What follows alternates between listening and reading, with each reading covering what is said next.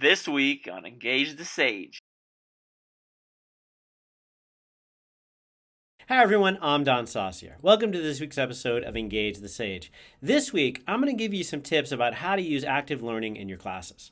In last week's video, I told you all about the value of active learning. I think active learning is amazing. It's a great way to empower your students to learn your information better and deeper. I think it's a great thing. And today, I'm going to give you some specifics about how to use that in your classes.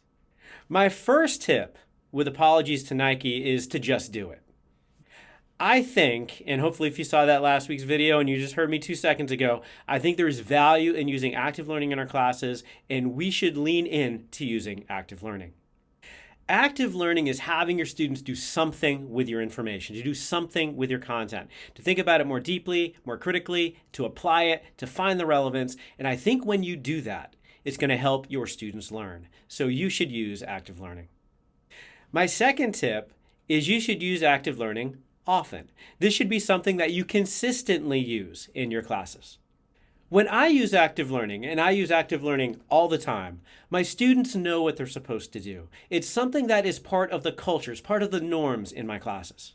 One of the complaints I often get from colleagues is that their students are not wanting to engage in the active learning activity they have, or even in the discussion that they might want to have in their class.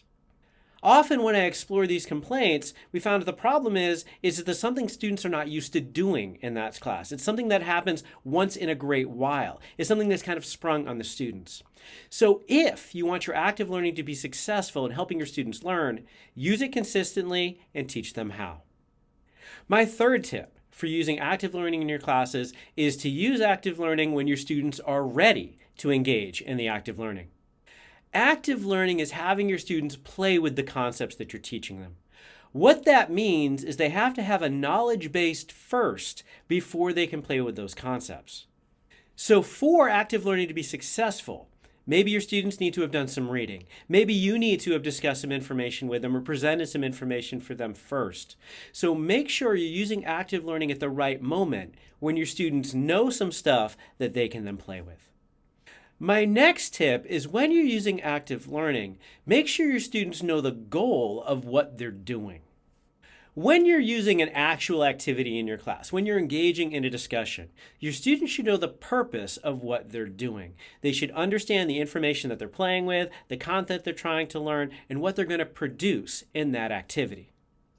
When you're setting out the goals for your students for that activity, I think the 4 C's will be important here. Make sure that those goals are clear, complete, concise, and compelling. Extending that point, my next tip is to make sure that when you're giving your students the instructions for that activity, they're also clear, complete, concise, and compelling. Let your students know what you want them to do in that activity and make sure they know all the aspects of what you're asking them to do. A big concern that students have when they're engaged in active learning is they're not sure what our expectations are as the instructor.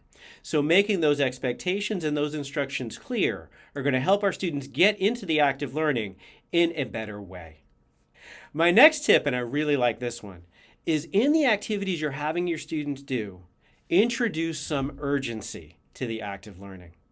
When I have my students do anything, and you've heard me talk about this before, I typically set maximums, not minimums.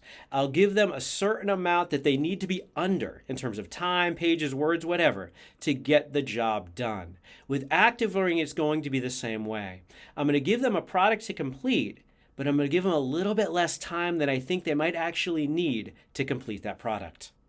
What that urgency is going to do, I hope, is keep them on task. It's going to make sure that when they're engaged in that activity, they're doing the activity. And they're trying to do it, they have all of their resources devoted to doing it, and it gets done.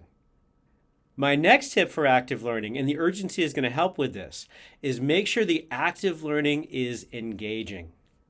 One of the ways that I often define engagement means you're doing only one thing in that moment. You're doing only the thing you're supposed to do in that moment.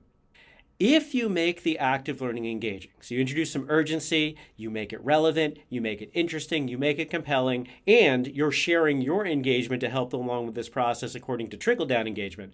When you're doing that, your students are going to be engaged in the task itself and focused only on their learning.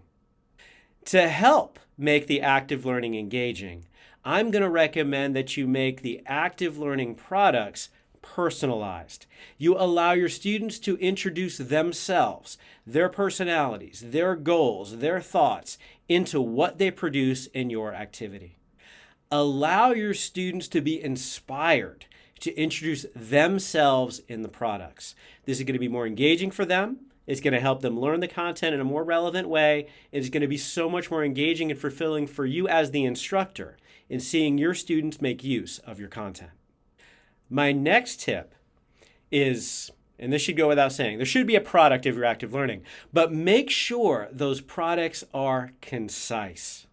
I love for my students after an active learning moment to come back with a 6-word essay where they only have 6 words to tell me what it is they think about that content, or to come up with a top 10 list, a top 5 list, a top 3 list, to kind of isolate their thoughts down to something that I can easily digest and process and that they can easily produce.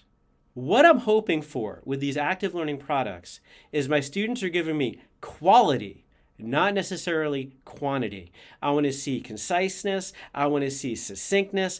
I want to see them boiling it down to the essence of what they're learning and how they're playing with that content. Relatedly, your active learning, introducing the urgency and the conciseness, should only take the amount of time it should take. Don't let that thing run long. Don't let that thing be more complicated than it needs to be, especially if the information is not that complicated itself. My final tip in using active learning in your class is be experimental with this. Don't be afraid to take risks. Go in and try stuff. I think that's kind of the coolest part in teaching is we go in and try stuff to get our students to engage with and play with the content and then to have it come out great. If it doesn't come out great, try something new next time. But be experimental, introduce active learning in your classes, and your students are going to learn better, and you're going to be more fulfilled in seeing their learning. In last week's video, I told you about the value that I see in active learning. I think this is a great way for our students to learn content and to demonstrate that learning. Today, I shared with you 10 or so tips to make active learning successful in your classes to help your students learn and demonstrate that learning. In the comments below, I would love to hear tips that you have for any active learning that you use in your classes, and I would love to hear about the favorite activities that you use. Thank you for watching this week's episode of Engage the Sage. Please like, subscribe, sign up for notifications, share us on social media. We'll see you next time on Engage the Sage.